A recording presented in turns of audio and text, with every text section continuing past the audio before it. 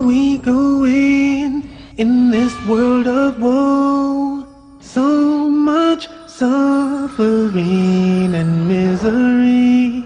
Our hearts are longing for the endless home of peace and love and harmony. Oh, no more bitterness, hatred or greed. Paradise is the place we need. I feel the peace inside of me. Greetings and peace. This is Dr. Laurence Brown with another episode of Interfaith Issues. I'm coming to you today with a topic that might surprise a lot of you.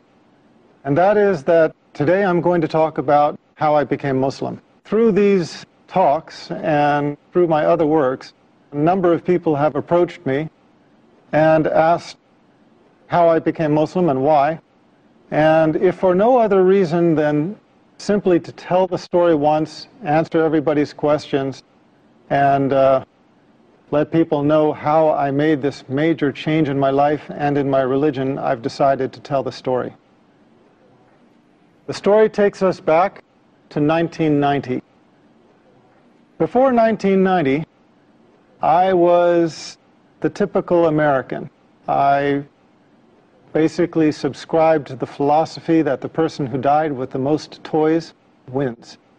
I had spent my life accumulating different things of this world, and that was the only thing that I knew. That was the only objective I knew in life. In 1990, my second daughter was born. I guess I wasn't listening the first time. When my first daughter was born, Christina, about 10 months before, she did something I had never seen any child do before, and that is that she was able to stand from the very first day of life.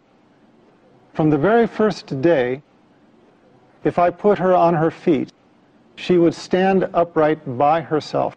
Now, I'm a doctor. I'm a medical doctor. I understand that that is something that a newborn baby is not supposed to be able to do. But I didn't see it as a miracle. I saw it as something interesting, something charming about this child. But I guess I didn't get the message. I guess the message had to come to me twice, and the second time in a more dramatic way. So, 10 months later, in 1990, my second daughter, Hannah, was born. Now, Hannah was taken directly from the birthing room in the hospital to the neonatal intensive care unit. And at the time, I didn't know why. They did not tell me. I was a doctor working in the hospital. It was George Washington University Hospital, one of the most famous hospitals in the United States. That was the hospital where President Ronald Reagan went when he was shot. You cannot fault the medical care at that hospital. They had the highest medical care. So when I found out that my second daughter was blue, I was very concerned. I went and saw her in the intensive care unit. From the level of her chest down to her toes, she was a dusky, the only way I can describe it is a gunmetal blue, this deep, deep, dusky kind of blue. Now, for those of you in the medical profession, you understand what that means. A lot of people, even outside the medical profession, understand what that means, but for those of you who don't, you know how when you look at the veins in your arms, in a pale-skinned person like myself, those veins are blue. The reason why is because blood, when it is carrying oxygen, is red. When the blood does not have oxygen, it turns blue. And that was the color of my child.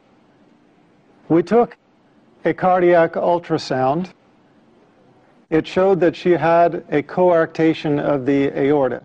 Now, the aorta is the major vessel that comes off of the heart and then sweeps down to the rest of the body, carrying all of the blood for the body from the chest down. And a coarctation is a critical narrowing in that artery.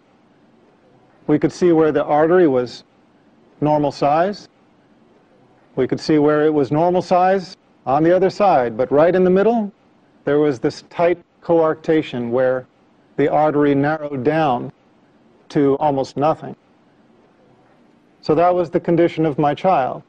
She was dying. Her body was suffocating. Now, as a doctor, I understood what this meant. I had assisted on numerous cardiothoracic surgeries. I knew that this almost certainly meant for this child that she would undergo emergency thoracic surgery. They would cut open her chest. They would replace the vessel with a graft. And these children, in general, don't do well. Given the technology of the time, about 20 years ago, my expectation was that my daughter would have the surgery, survive a few years, need to have the surgery again to replace the graft as she grew, and eventually the graft would fail and she would die. Now, that was my understanding at the time. That was the understanding of the intensivist, the doctor caring for my daughter at the time. So we were standing over this one-day-old baby, not even one-day-old baby,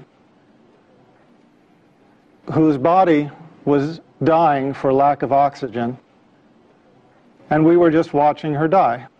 They called in a cardiothoracic surgeon from the Children's Hospital across town in Washington, D.C. When he came to see my daughter, I had to leave because I was emotional and I was not helping things. I was not helping them to do their job.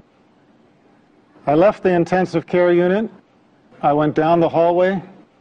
Because it's an intensive care unit, there's a prayer room nearby. Now, I remember very clearly walking into that room and praying for the first time in my life with sincerity. And I remember it because I had never prayed with sincerity before. All of my life, I had been in charge. If there was anything that I needed, I knew how to go after it. If there was anything I wanted, I knew what I had to do to get it. I had never been in the position in my life where I faced a situation that I felt I couldn't handle it, where I knew that I was helpless. Now, a lot of people think that I came to Islam through Christianity. In a way, that's true, and I'll come to that. But at the time, it was not. I was never, at any time in my life, Christian. I used to be atheist. I was one of those who denied the existence of God. In fact, I tried to argue people away from believing in God.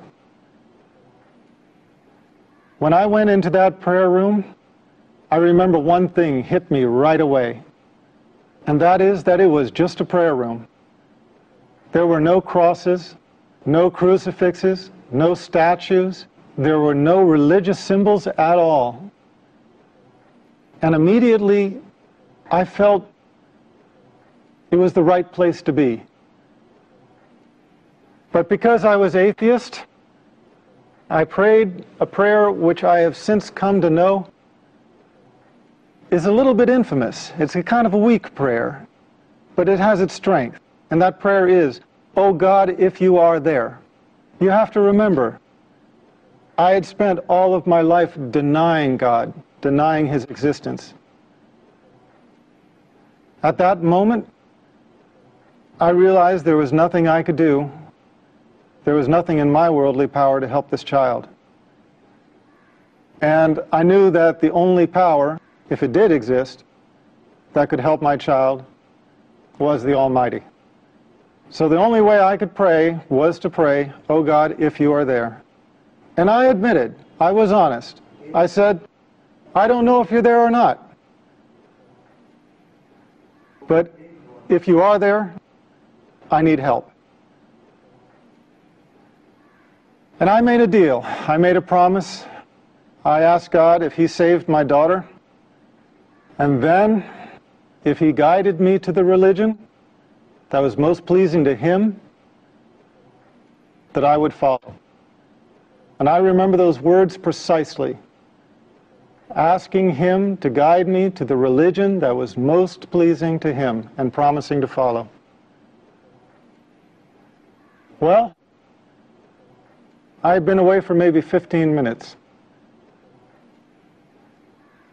I walked back to the intensive care unit. When I entered the unit, the doctors were huddled around my daughter like a football team in the huddle. They were on the other side of the room at one end. When I walked in, they looked up at me, and I could see something had changed. When I walked up to them, the cardiothoracic surgeon just looked me in the eye and said she was going to be okay. The doctors around me did not understand it. He went on to give an explanation. He started talking about a patent ductus arteriosus and how he explained the fact that my daughter was going to be okay. And I looked around at the other doctors' faces, and I realized that I was not the only one that did not buy that explanation. And I realized that although that explanation worked for him, it just simply didn't work for me. I had prayed with sincerity for the first time in my life, and I could only believe that this was the hand of my Creator. We took an ultrasound before that showed this life-limiting condition. We took an ultrasound after, and she was completely stone-cold normal. She never had surgery. She never had medicine. She just went to becoming a completely normal child. As a matter of fact, she entered college this year. When I saw this miracle, I realized I had made a promise. And I realized that if I did not fulfill that promise, I would be blameworthy. So I started searching. I had promised my Creator that if He would guide me to the religion most pleasing to Him, that I would follow. And the last thing I wanted was to die with that promise being unfulfilled. I would love to continue and finish the story all in one go, but we have an obligation to our sponsors, and so I ask you to be patient, bear with us. We're going to break for a few minutes. We'll be right back. Welcome back. This is Dr. Laurence Brown again, speaking on the subject of my conversion to Islam. And I will just continue the story that I started, telling how and why I became Muslim. So, I started reading scriptures of a variety of religions. I studied Buddhism, Taoism, Shintoism, read into the Bhagavad Gita, started studying Hinduism, worked my way around to Judaism, Christianity, started working myself up the ladder of the revealed monotheistic religions. With each religion I encountered, I basically just came to the conclusion that, well, no, that's not it. It didn't take me long to decide against Buddhism, against Taoism, against Hinduism. That's why I ended up studying Judaism. When I studied Judaism, I felt, okay, now here there is some truth, but there are also some things that I did not believe. I found inconsistencies in the Old Testament, which we'll talk about in another show, inshallah. I found the prediction of 3 prophets to follow, and that obviously raised the question, well, if those prophets do not count as John the Baptist and Jesus Christ as the first 2 of those 3, who else could it be?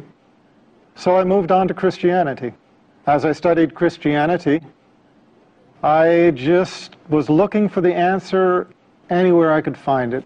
I studied with the Southern Baptists, the Quakers, the Greek Orthodox, the Roman Catholics, Mormons, Seventh-day Adventists. My head is kind of swimming with all of the sects of Christianity that I approached for longer or shorter periods of time. And in the end, I could never get my answers.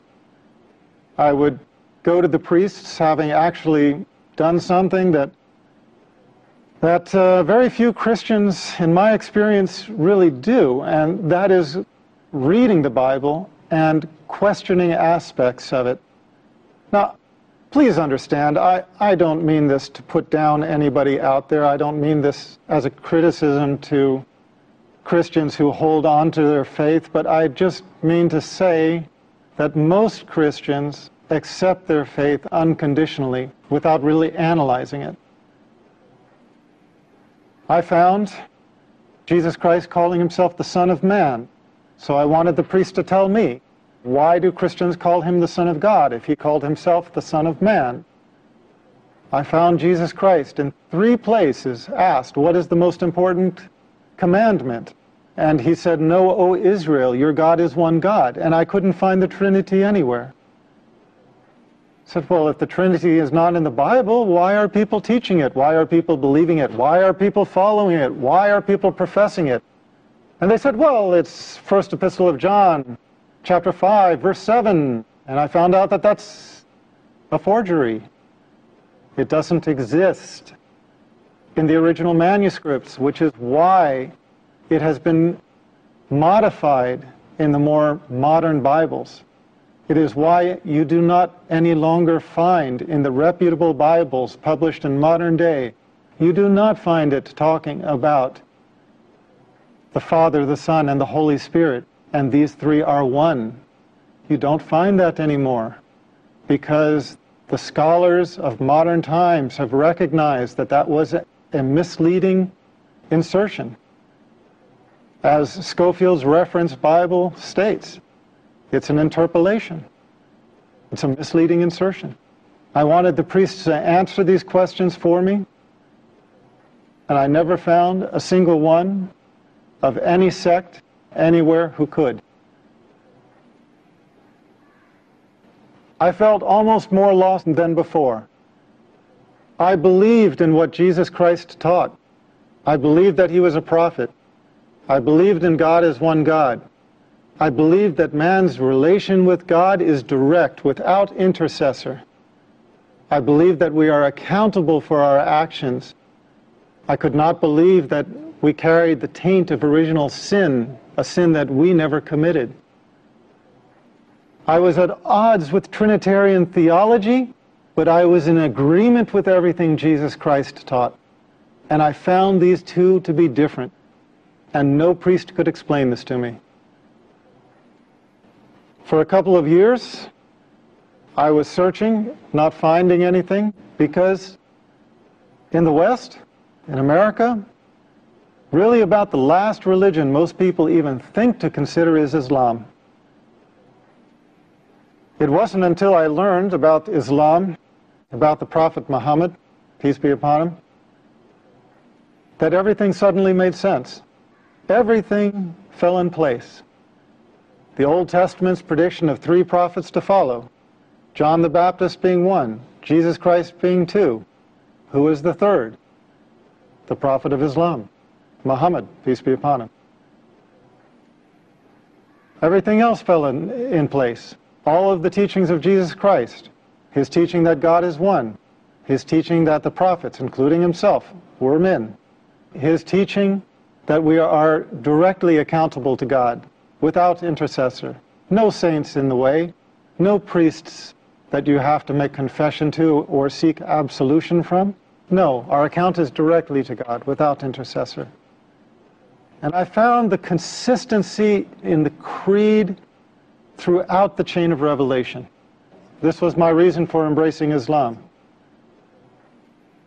I found in Islam the answer to my search in the continuity of the chain of revealed revelation. I found Islam as the conclusion in the chain of revelation. Now, that's my story. It's a very personal story, and maybe nobody benefits from it except for me. But it seems like everybody has a testimonial. And God guides who He wills. And if you are sincere, He will guide you to the straight path. But if you have some disease in your heart, if you have some insincerity, if you have some desire for the world where you do not put God as your priority, you can easily fall into this trap. You start out thanking God and you end up directing your worship to an element of His creation, worshiping the creation instead of the Creator. A few years later, as a doctor, I had a patient who had a son who was born with a lethal heart problem. It looked like he was going to die. She prayed to God. She asked for God to save her child, and she promised. Her child got better, the same as mine had. And you know what? She didn't keep her promise. She went back on it. And I guess that kind of concludes my story, because when I saw that, I realized that I didn't become Muslim because I'm so smart, because I figured it out, whereas somebody else maybe didn't. No. Here was this woman in the exact same situation. She was praying for the salvation of her child with a lethal heart defect, just as I had had a child with a lethal heart defect. And what was the difference between the two of us? The difference was simply that Allah guided me to Islam and made me sincere. And for whatever reason, she did not. She failed in her test. If there was one message I would send to the audience, it is just this. We come to the religion of truth not on our own, except as we ask for it. Allah guides those who He wills. Pray to Allah by whatever name you know Him. Pray to the Creator with sincerity. Ask Him to guide you in your heart and in your mind to the religion of truth and to make you pleased with it. And you will find, if you are sincere, and if Allah answers your prayer, you will find that the religion of truth enters your heart. And inshallah, you will join us as a brother or sister in Islam. Thank you for being my audience on yet another episode, Interfaith Issues. We will continue again, inshallah, and I look forward to being with you then. Peace, and may God be with us all. I feel the peace, inside of me, a complete tranquility. I remember Allah, He remembers me. Feel the peace, feel the breeze.